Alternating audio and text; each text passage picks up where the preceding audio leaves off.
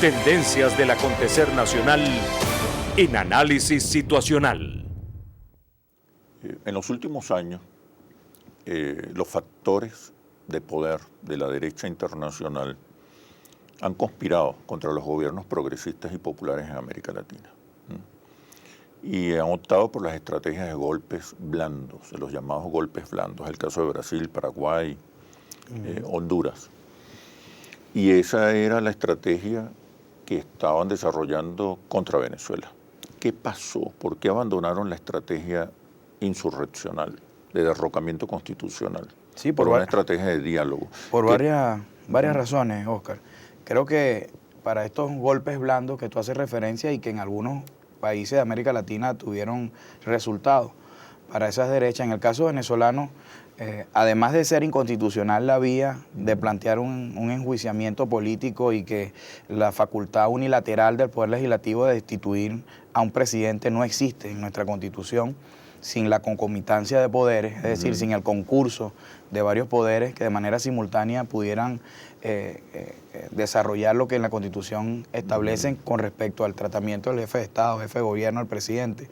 Además de eso, no contar con una fuerza que siempre ha acompañado también estos golpes parlamentarios de derecha, que es también la fuerza militar que respalda eso en última instancia, en una situación de conflictividad mayor. El poder mediático, por supuesto, y la fuerza, en Venezuela había una democratización y la fuerza de calle.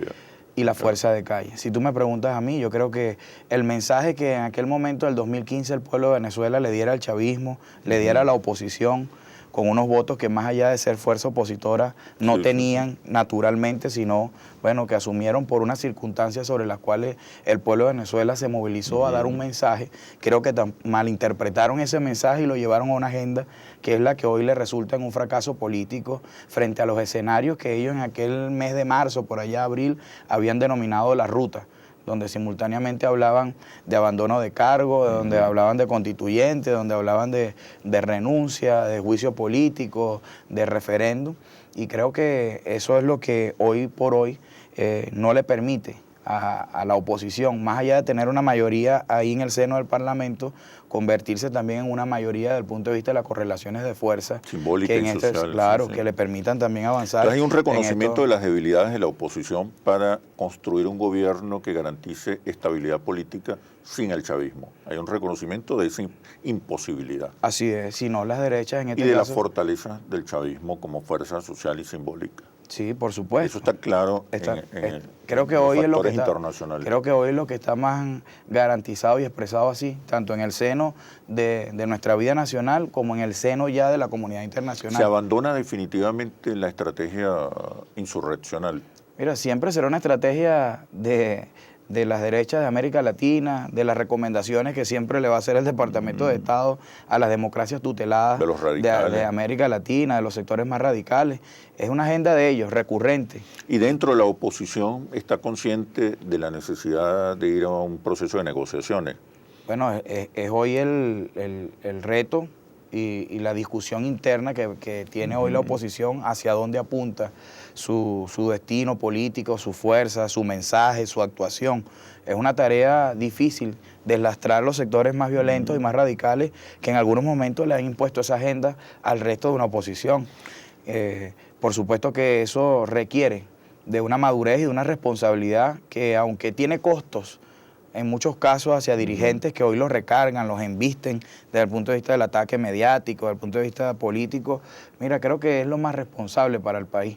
Lo que hoy espera el país en su mayoría, que reconoce el diálogo como una necesidad y como un instrumento. 83% de los venezolanos respalda el diálogo. Lo que hoy ratificó en este 2016 el pueblo de Venezuela, Oscar, que quiere paz ante todo, que se le resuelvan sus problemas, que busquemos soluciones efectivas, que la cotidianidad de la vida del venezolano se normalice. Creo que ante todo dice, no apuesto a una confrontación y a un choque permanente que no me dé también opciones concretas. Eso obligará al chavismo también a hacer cambios en su estrategia, porque hasta ahora ha privilegiado la comunicación con los sectores más convencidos del chavismo, con los sectores más leales al chavismo, con la vanguardia del chavismo. Y ha ha descuidado, digamos así, o está debilitado su conexión con otros sectores más moderados que ocupan el centro político del país. Es decir, el chavismo también abandona sus posiciones radicales. Mira, yo creo que no se trata de privilegiar, Chemel, sino de saber que en situaciones como la que hemos pasado, donde en enero el escenario que se le puso también al porvenir político de todos esos meses en adelante era que teníamos menos de 6 meses para entregar el gobierno, que en menos de 6 meses el presidente Nicolás Maduro entregaba por cualquier vía, sin tener claro cómo era, pero ellos le endosaron eso, a las expectativas también de sus seguidores, de que bueno, ya Maduro salía en 6 meses, que era una cuestión de tiempo, que el chavismo tenía que pagar un conjunto de deudas, de señalamientos también infundados, de persecuciones, de cargas de odios y de resentimientos viscerales que también subieron, incrementaron el tono obligaron al chavismo a radicalizarse, por supuesto. Y lo que yo sí creo es que yo no sé quién más, aparte del chavismo aquí, tiene una fuerza organizada y una vanguardia a la que tú haces referencia, con una cohesión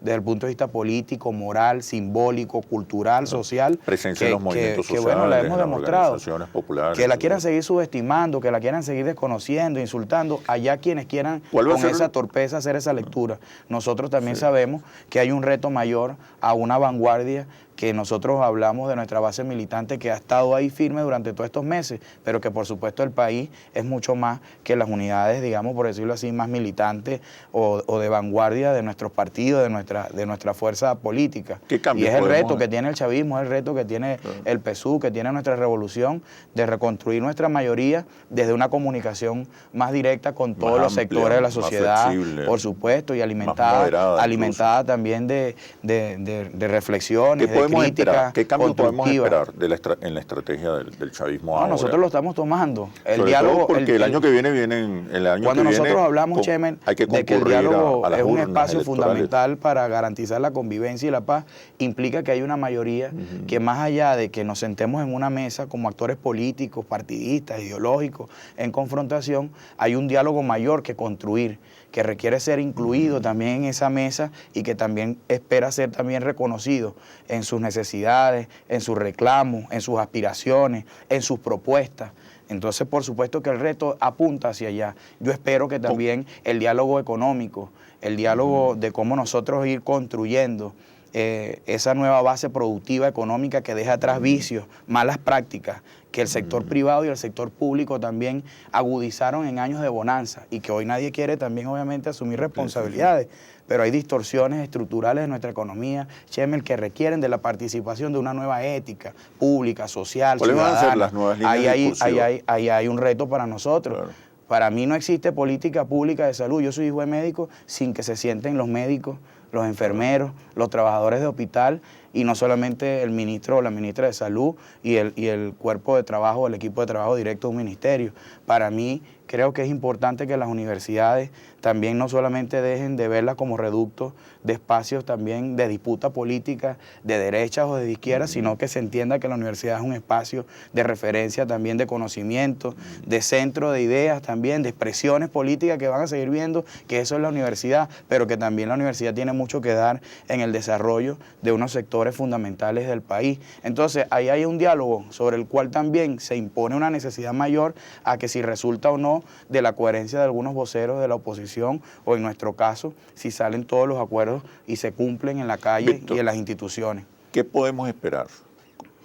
¿O cuáles serían las nuevas líneas discursivas, simbólicas del chavismo para reconstruir una mayoría electoral? Sí. Se abandona definitivamente las posiciones radicales y entra el PSUV a un proceso de reconquista de los sectores independientes, moderados, simpatizantes del chavismo. ¿Qué va a pasar de ahora en adelante? Sobre todo porque vienen 2 elecciones muy importantes. Sí, lo primero, Chemel, es que nosotros, si algo nos puso a prueba este 2016, es que los venezolanos no esperan ni que con agendas de intervenciones, ni con programas de restauración de lo viejo, porque no tengo más nada que decir hacia adelante, o recurrir a la agenda del neoliberalismo que otra vez en algunos países de América Latina pululan ahí y que apenas de 4 o 6 meses vemos el desvanecimiento de proyectos mediáticos, financieros como el de Temer o el de Macri, que después no son sostenibles. Nosotros sí creemos que la revolución construyó un programa social, un programa de inversión social que redistribuyó la riqueza de otra manera, pero que el gran reto se centra también en el campo económico. Construir un verdadero programa económico que apalanque todas las capacidades productivas internas del país, que disminuya las importaciones innecesarias, que logremos construir una política antiinflacionaria, de incentivo a la producción nacional. ¿Tú reconoces entonces? También es un gran reto para la entonces revolución. Que la economía es hoy el principal adversario del gobierno bolivariano. Pero respóndeme, por favor, cuando regresemos a los comerciales. Con mucho gusto. Ya venimos. ¿Qué sucede en el país?